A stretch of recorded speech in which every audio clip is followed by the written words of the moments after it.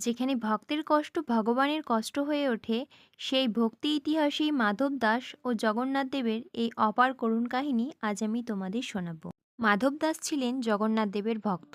স্ত্রীর মৃত্যুর পর তিনি সংসার ছেড়ে পুরো জীবনই প্রভুর সেবায় নিজেকে উৎসর্গ করেছিলেন। তার গভীর ভক্তিতে স্বয়ং জগন্নাথ বহুবার তাকে দিব্য দর্শন দিয়েছিলেন। কিন্তু একদিন মাধব দাস গুরুতর অসুস্থ হয়ে পড়লে তখনও তিনি প্রভু জগন্নাথ দেবকেই স্মরণ করছিলেন। কিন্তু তখন ঘটল এক অলৌকিক ঘটনা। ভগবান নিজেই মানুষের রূপে নেমে এসে মাধব দাসকে সেবা করতে লাগলেন। কিছুদিন পর মাধব দাসের জ্ঞান ফিরলে তিনি দেখলেন স্বয়ং জগন্নাথ তার পাশে দাঁড়ানো। তিনি কাঁদতে কাঁদতে বললেন, প্রভু, আপনি ত্রিলোকের অধিপতি।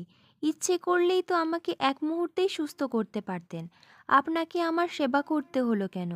জগন্নাথ মৃদু হেসে বললেন, মাধব, তোমার এই দেহের দুঃখ যদি তুমি না ভোগ করতে, তবে তোমাকে আবার জন্ম নিতে হতো। আমি তা চাই না। তোমার ভাগ্যে আরও 15 দিনের কষ্ট ছিল, সেই দুঃখ আমি নিজের ওপরেই নিয়ে নিয়েছি। সেই দিন থেকেই বিশ্বাস করা হয় যে ভগবান জগন্নাথ প্রতি বছর 15 দিনের জন্য অসুস্থ হন। ভক্তের দুঃখ নিজের দেহে ধারণ করাই সেই লীলার স্মরণে পুরীতে এই সময় মন্দিরের দরজা বন্ধ থাকে।